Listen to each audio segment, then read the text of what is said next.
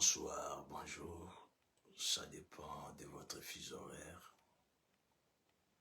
Nous sommes, comme d'habitude, très heureux d'être parmi vous une fois de plus pour cette bonne cause qui est de l'Évangile. Rite chapitre 1er, le verset 4. Du temps des juges, il y a une famine dans les pays. Un homme de Bethléem, de Juda, partit avec sa femme et ses deux fils pour faire un séjour dans les pays de Moab. Le nom de cet homme était Elimelech, celui de sa femme Naomi, et ses deux fils s'appelaient Machlon et Clijon. Ils étaient Ephraciens de Bethléem de Juda. Arrivés au pays de Moab, ils y fixèrent leur demeure. Elimelech, mari de Naomi, mourut et elle resta avec ses deux fils. Ils prirent des femmes moabites, dont l'une se nommait Orpa et l'autre Ruth, et ils habitèrent là environ 10 ans. Machlon et Clijon mourirent aussi tous les deux, et Naomi resta privée de ses deux fils et de son mari. L'erreur des choix, source d'irréparable. Dans la vie, il y a des choix simples, quotidiens, qu'on est censé de faire. Il y a des choix éphémères, mais il y a aussi des choix liés au destin et liés à la destinée. C'est ces choix que nous sommes en train de parler, nous aurons à en parler pendant 2 ou 3 émissions si Dieu le veut. La Bible dit qu'il y avait la famine dans les pays. Naomi et son mari, Elimelech, ont décidé de quitter les pays, d'aller faire un séjour dans un autre pays, à Moab. L'idée première, c'était pour aller, pas résider, mais faire un court séjour parce qu'il y avait la famine, il y avait la faim. Ils ne pouvaient plus survivre dans les pays selon eux. J'aimerais commencer par dire à quelqu'un ce matin ou ce soir, tout déplacement pour l'installation de votre vie doit être l'objet d'un signalement spirituel. Vous ne pouvez en aucun cas quitter un lieu pour un autre lieu afin de s'installer si vous n'avez pas un ordre divin ou si vous n'êtes pas conduit par l'esprit pour aller s'installer. L'installation ou l'établissement d'une vie dans un lieu n'est pas anodin, n'est pas l'effet d'une décision, n'est pas en aucun cas être l'effet d'une décision. Pourquoi? Parce que dans l'installation, l'établissement d'un homme, d'une femme dans un lieu, cela veut dire tout de lui, sa destinée, sa sécurité, sa joie, son bonheur, se déplace avec lui pour se retrouver dans un lieu qu'il peut choisir, entre guillemets, mais qu'il doit vivre. Vous allez vous souvenir avec moi que Adam et Ève ne se sont pas retrouvés dans le jardin d'Éden parce qu'ils avaient décidé. Ils étaient installés dans le jardin parce que Dieu les avait établis là. Ils se retrouvent là en sécurité. Ils s'étaient retrouvés en paix parce qu'ils ne pouvaient pas décider sur l'habitation d'un lieu. Et dans cette installation divine, Dieu avait la raison pour laquelle il les avait installés dans les jardins. Quand Dieu nous installe dans un lieu, il les fait volontairement dans sa souveraineté, mais il ne les fait pas par accident ou d'une manière anodine. Il est fait pour une raison. Le spirituel qui accompagne l'homme doit l'amener dans un lieu auquel Dieu l'a préparé pour qu'il puisse vivre. L'installation peut être partielle, l'installation peut être à vie. L'installation de votre vie, votre arrivée sur terre, vous ne l'avez pas demandé ni choisi. Les pays d'origine que vous appartenez, c'est une installation. Dieu, dans sa souveraineté, s'est choisi votre pays d'origine, votre lieu d'habitation. Vous pouvez être né à l'étranger de votre pays d'origine, mais l'origine d'un pays, d'une race que vous avez, c'est l'effet d'une volonté de Dieu parfaite. L'installation familiale, Dieu vous choisit la famille. Il décide que vous puissiez naître dans la famille auquel vous êtes né. Telle est la volonté de Dieu parfaite dans votre vie. L'installation de la tribu, de la langue parlée. C'est-à-dire, vous êtes né, vous vous retrouvez né d'un pays d'origine avec une tribu bien définie. Ça fait partie de l'installation. Non, en fait, il y a l'installation dans divers domaines ou divers parties, si je peux le dire ainsi, de votre vie. Cela a été et fait l'objet d'une volonté de Dieu parfaite. Et lorsque l'homme se décide, désolé, il commence à faire très chaud. Lorsque l'homme qui doit ou qui peut se décider pour quitter un lieu, pour se retrouver dans un autre lieu, pour s'installer, s'il n'est pas averti, la Bible dit que mon peuple périt parce qu'il lui manque la connaissance. Il se déplacera tout seul, sans pour autant soit consulter le Seigneur pour s'y retrouver dans un autre lieu. Et cela peut être l'objet des conséquences énormes. Cette femme et son mari se déplacent pour aller faire un séjour parce qu'il y avait la famine.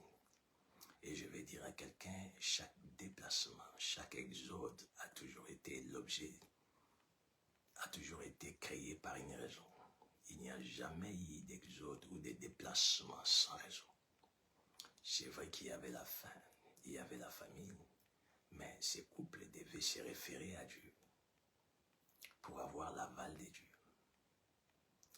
Abraham, pour se déplacer, quitter sa patrie, quitter la maison de son père pour se retrouver là où il s'était retrouvé, il ne l'avait pas voulu. Il ne l'avait pas désiré. Il devait subir la décision céleste. Tout le monde ne peut pas écouter Dieu pour se déplacer, mais tout le monde peut être conduit par Dieu pour se retrouver en déplacement. Tout le monde ne peut pas recevoir l'instruction pour aller s'installer. Quand je parle de déplacement, je parle de l'installation, de l'établissement.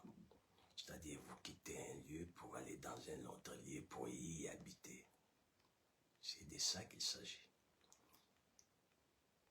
Il y a des gens qui ne peuvent pas bouger s'ils n'ont pas reçu les instructions divines pour bouger.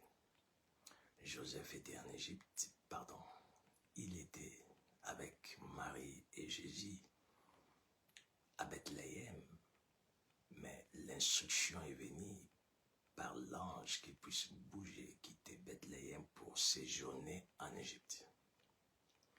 Quand Dieu vous fait déplacer pour vous établir, pour vous installer dans un pays, dans un autre lieu dont dans une autre ville.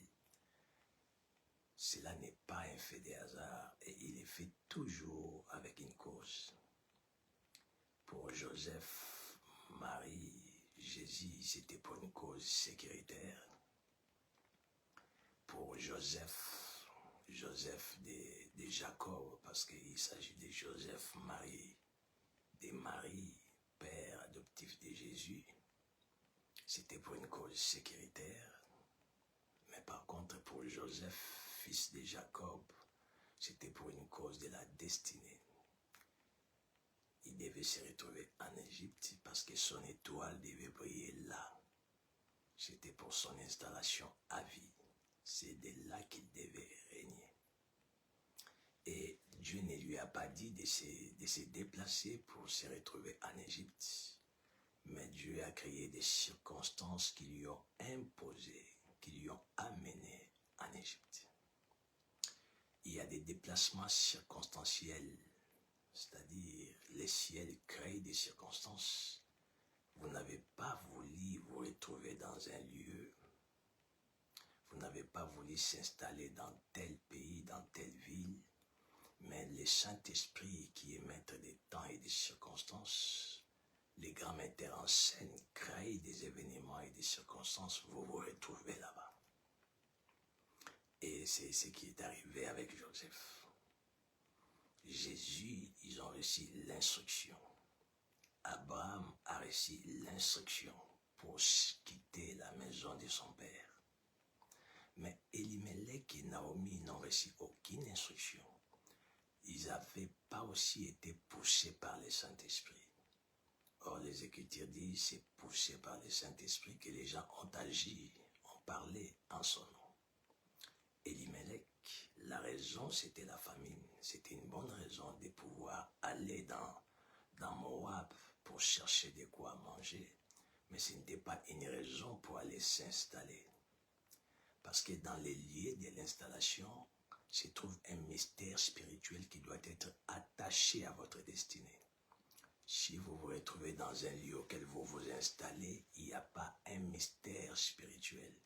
Il n'y a pas l'atmosphère spirituelle de la destinée attachée à votre vie.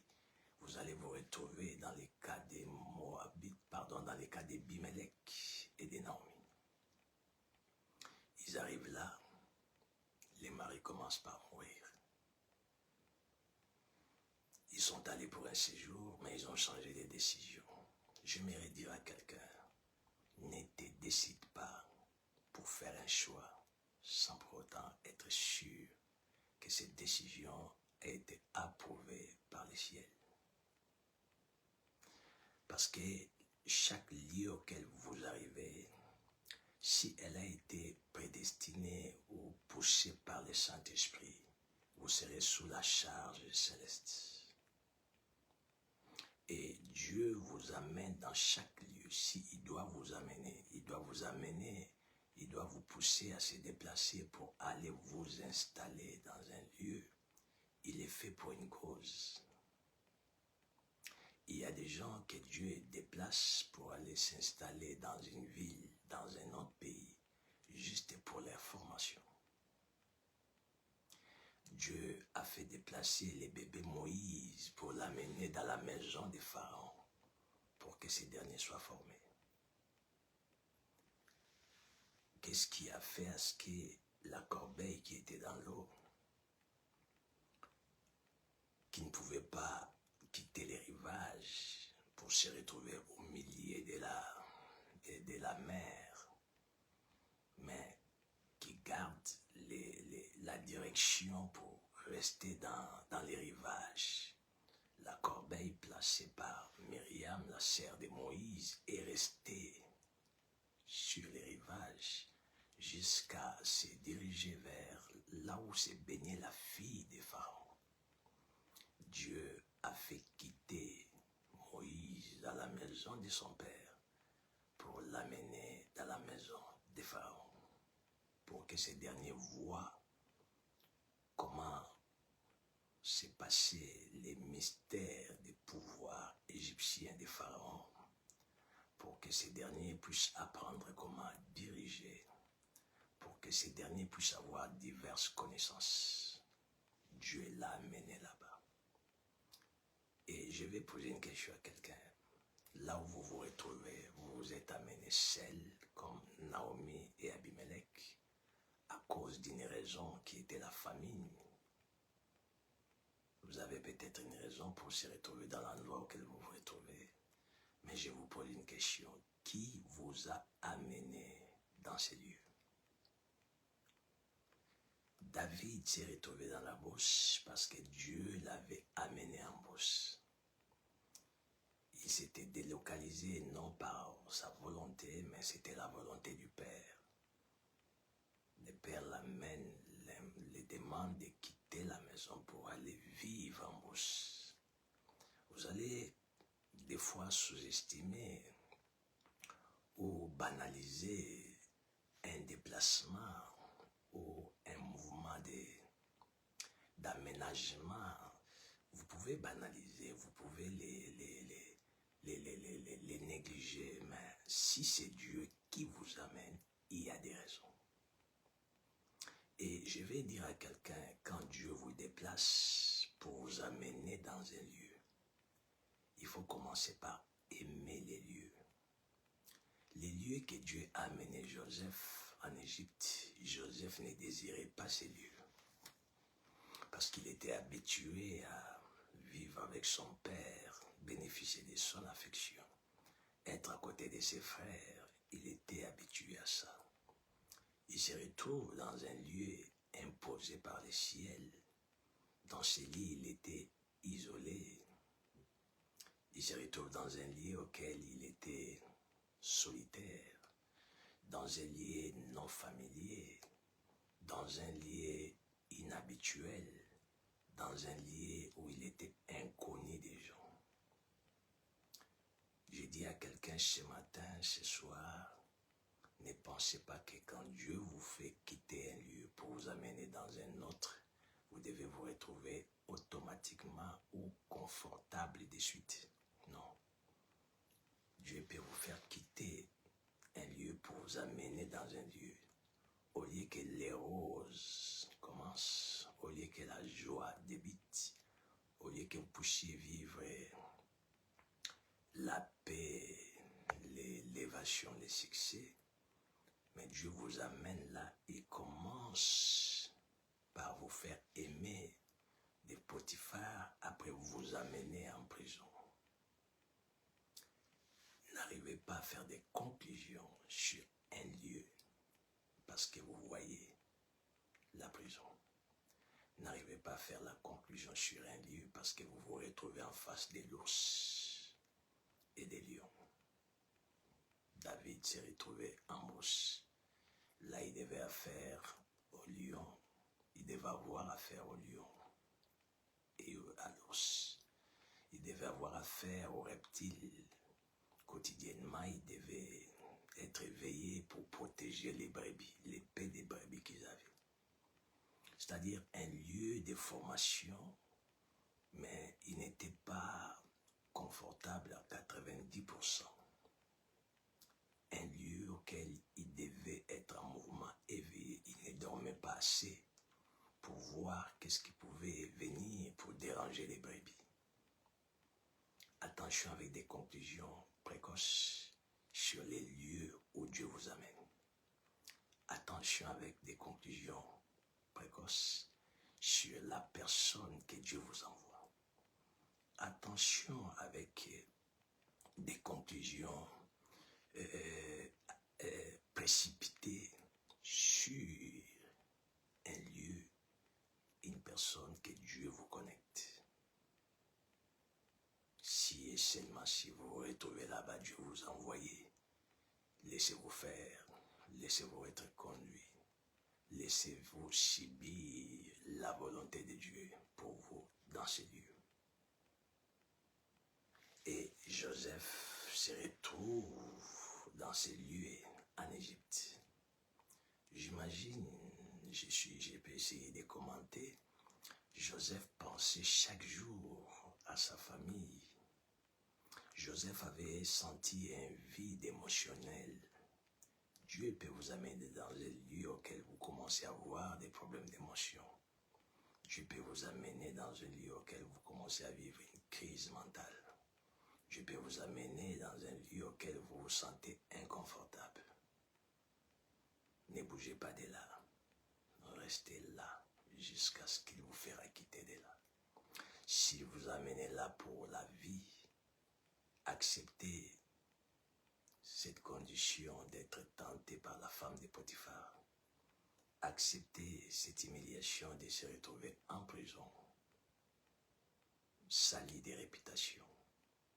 Acceptez de passer ce temps dans la prison, parce que c'est Dieu qui vous a amené là-bas. Elimelech décède, Naomi reste avec ses deux filles. Naomi n'a pas compris que son mari est décédé. Elle a pensé que c'était un accident. Dans la vie des gens qui sont dans les desseins de Dieu, il n'y a pas d'accident. J'aime cette phrase de mon père, le général Sonny Kafuta Rockman. Il dit, il n'y a pas d'hasard, il n'y a que la providence divine. Dans votre vie, élie de Dieu, co-héritier de Christ, il n'y a pas d'hasard. Comme il n'y a pas d'hasard, fiez-vous au Saint-Esprit pour que vous ne puissiez pas vivre, subir ce qui est arrivé à Naomi. Décidez de faire un choix qui n'a pas été dans les plans de Dieu. C'est pourquoi les Écritures disent que ta volonté soit faite sur la terre comme au ciel. Ne faites pas les choix par vos yeux. Elimelech, Naomi ont fait les choix par leurs yeux. Ils savaient qu'à Moab, il n'y avait pas la famine. Ils savaient qu'à Moab, il y avait à manger. Ils savaient qu'à Moab, il y avait tout. Ils pouvaient bien vivre. Mais Moab n'est pas une terre bénie. Alléluia. Il y a à manger, mais il n'y a pas la vie à Moab. Il y a à boire, mais il y a la mort à Moab. Il y a la tranquillité, entre guillemets, mais il y a l'insécurité à Moab. Oh, je vais dire à quelqu'un, quelle que soit la famine que vous vivez, quels que soient les temps compliqués que vous vivez, quand je parle de la famine, je parle de l'inconfortabilité quotidienne que vous pouvez vivre. Attention de ne pas se retrouver à Moab. Attention de ne pas se déplacer pour Moab. Attention, n'allez pas vous installer à Moab. Moab, c'est un lieu maudit. Moab n'est pas votre lieu d'installation. Oh, j'ai dit à quelqu'un, il y a des pays qui sont économiquement forts. Il y a des pays qui sont apparemment bien. Mais c'est pour vous un Moab. C'est pour vous un pays de malédiction. C'est pour vous un lieu, pas de vie, mais un lieu de mort. Ne partez pas là-bas parce que vous voyez que c'est bien. Ne partez pas là-bas parce que vous ressentez qu'il y a tout. Ne partez pas là-bas parce qu'on vous a vanté ce pays, cette ville. Attention, si vous vous déplacez parce que vous avez choisi, si vous vous déplacez parce que vous l'avez décidé, croyez-moi, Elimelech vous quittera. Elimelech, c'était un soutien pour Naomi. Elimelech, c'était un compagnon pour Naomi.